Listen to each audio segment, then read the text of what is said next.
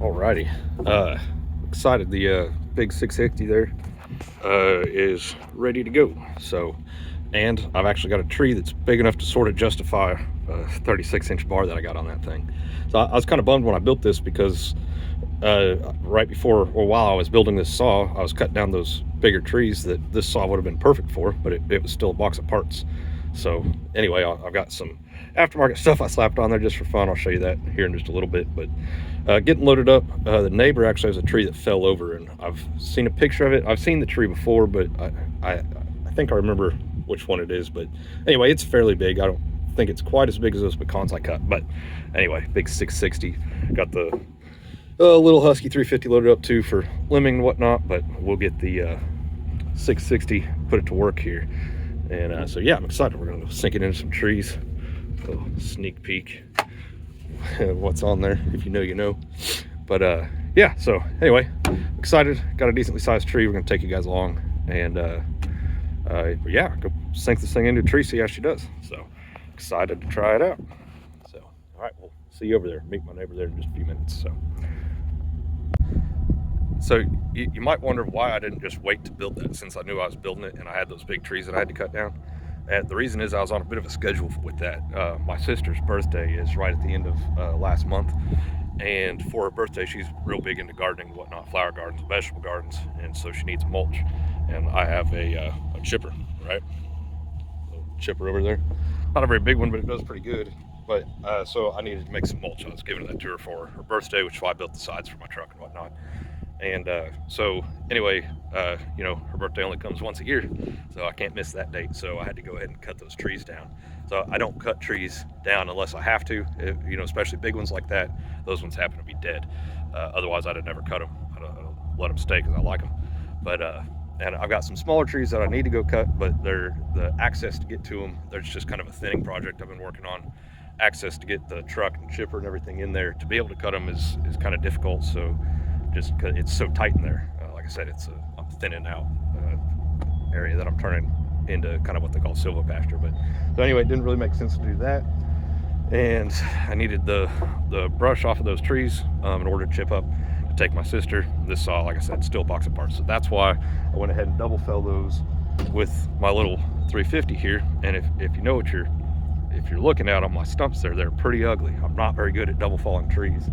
That's why I got 36-inch bar on this one, so I won't have to do that anymore. It's a lot safer to be able to just get all the way through them, especially if you're like myself, fairly inexperienced. So I'm not a tree faller by any means, and I'm really bad at double falling.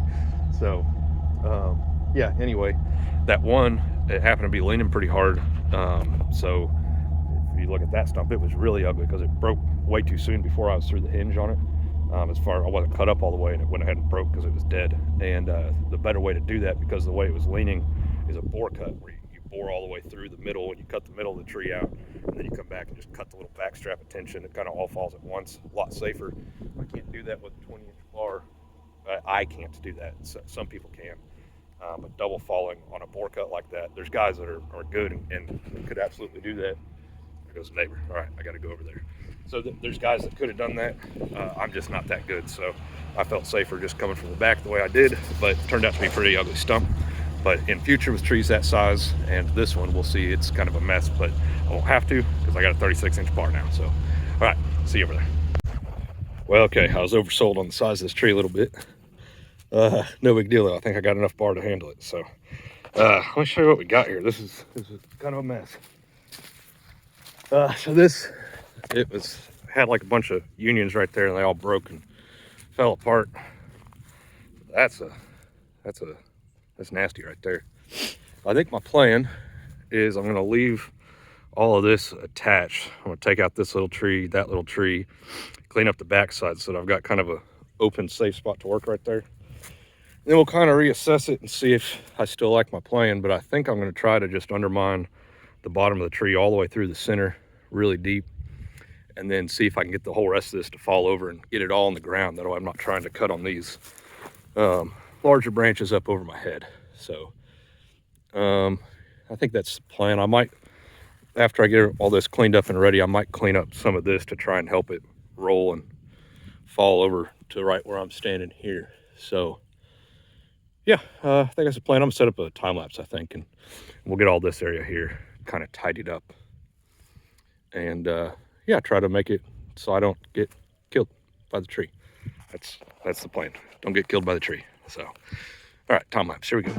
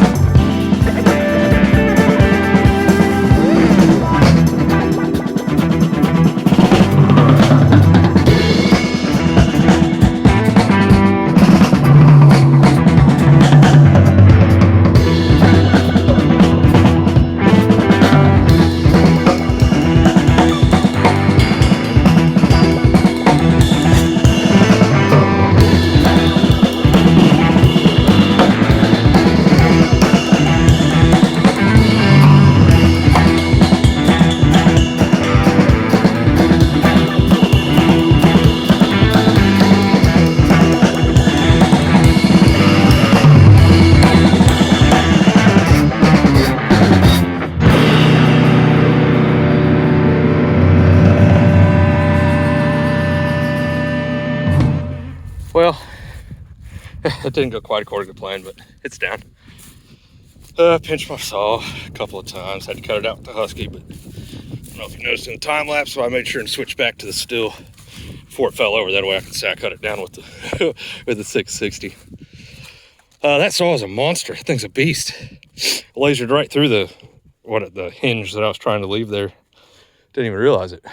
I looked and saw what I'd done, but I was trying kind of a shelf cut. I've seen that on the internet, and I don't know if it's appropriate for this sort of situation, but that's why it's at an angle. I did that on purpose, but I kind of missed, so I came back and which I probably shouldn't have, but anyway. It did work. It's on the ground. Got right through that sucker. Man, that thing's a monster. It's such a beast. Super cool. So I had to cut all this up to get my saw out because I got it stuck in that branch, I think. Maybe one of those that's down already, but yeah, okay, so a ton of cleanup to do. Probably mostly little saw work at this point. Man, that Husky feels like a toy after running that 660. It is heavy. 36-inch bar on there. Boy, it cuts like a dream though. Super fast. So I'll probably keep using it for some of this kind of medium-sized stuff. 20-inch bar is fine on that, but the Husky feels so slow after using 660 for just one tank of gas. That was one tank of gas, by the way. So cutting that last cut right there, I ran out. So, well, yeah, I mean, most of the big stuff's done. Now this is just going to be hours and hours of work and cleanup. I don't think I'll film all that. It's a lot of brush to deal with. So anyway, cool. Not a huge stump. It's probably a long ways, maybe 25 inches there, maybe 28. There's Husky bar for reference, 20-inch bar. So yeah, 25 or so inches. Anyway, yeah, cool. Well, I'm gonna fill it up and we'll get back to work here, cut some more stuff up. So lots of cleanup to do at this point. All right, I'm just rambling. All right, guys, so I'm gonna finish out this 660 video here. Told you I'd show you some of the stuff I put on it. I forgot the other day. First of all, bark box, my West Coast saw, it's just a couple of things. And then it is 3-point felling dogs as well. So that's Gordy from up north makes all this stuff. So pretty cool, looks super cool. It's stainless steel. These dogs are sweet, they're really awesome. I really like it. One of the cool things about them is this second dog here. Hopefully you guys can see that. You can see it kind of points along the chain. So if you're, cutting into the tree, you can kind of use that as a reference for where your chain's at. It's pretty cool. And you can do this cool chainsaw trick that all guys on the internet do. Where they slide their saw down, stab it in the tree. Looks super awesome. It looks really cool when you do it. So anyway, I've got full comp chain on it right now, and I'm gonna cut just kind of some thin pieces of this stump off. I'm gonna flush cut this stump is the plan, but I'm gonna cut just some thin pieces and just kind of try to get a feel for it. It's not gonna be scientific at all, but just want to get kind of a feel for how that works with the full comp chain. And then I've got a skip tooth chain I'm gonna put on it. I've got a semi skip as well, but I think I'm gonna lose the daylight, so I'll just switch straight from full comp to full skip and make some cuts with it. And this thing, and the dogs are cool, super sharp. But if you look at this, it's a 36-inch bar. You can see I wouldn't have quite made it through on like a plunge cut. I'd have still been a little bit short on this one. So when I posted the video cutting these down, somebody commented they're like huge, like a question mark, like it's not a big tree. I don't know. I mean, that's a pretty big tree, especially for around here. So anyway, I got the saw warmed up already, so let's just get right into it. Make the cut here.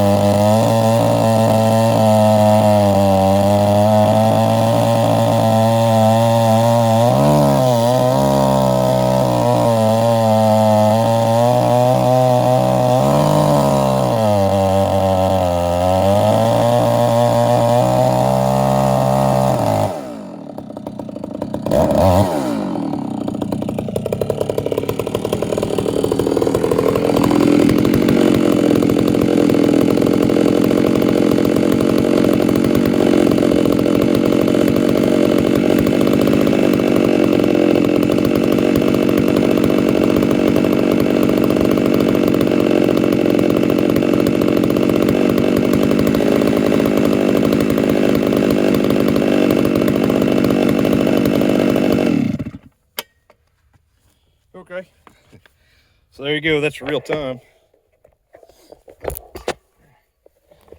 And you know, like I said, 36-inch bar. So we're just kind of barely able to get through it all in one pass there. Right? So yeah.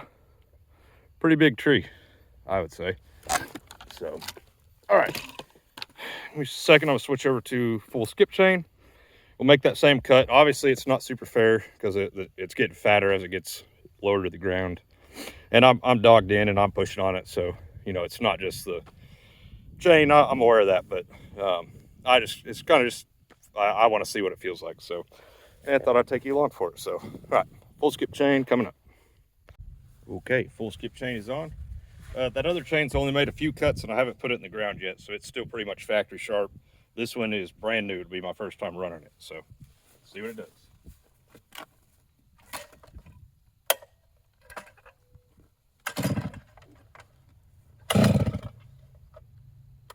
Turn it on first.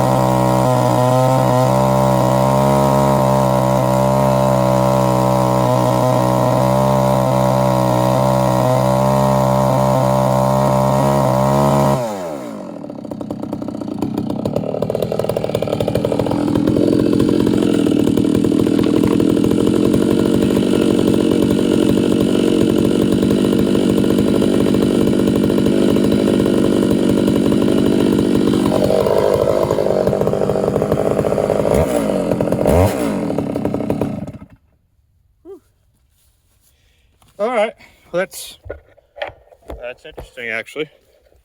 It seemed like it actually liked the full comp better. Granted, this is a little bit bigger stump.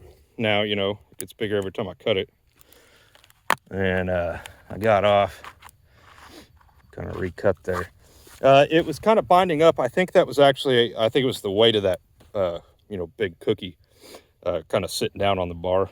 I think it was just pinching the blade enough with, you know, it's 3 foot, a little bit less, I guess, but twice, right? Because the chain has to go through and then back. So it's a lot of chain to pull. But interestingly, I think it actually ran smoother with the full comp chain. I didn't really expect that. I thought this was going to cut maybe better. Wasn't real sure, but I don't know. So I didn't quite get through on this one. Still a little bit left there, but I don't know. Kind of interesting. I figured that would cut faster, but it didn't really seem like it. Well, I'll see if I can put a timer in the video. I'll figure out how to do that. But you saw it died in the middle of the cut, and it was because it was pinching the bar. I was sitting there lugging it. I think that's what was going on. I think it was just pinching the bar. But I don't know. I think I got enough daylight. I'm gonna cut one more for you guys, so let's do it real quick. Try to anyway. It's gonna be hard to get through on this one. So. Oh, one other thing that I did is I put a 4-wrap handle on it, so you can hold it like this. Super handy. I've already used that on that tree that I cut over at my neighbor's house.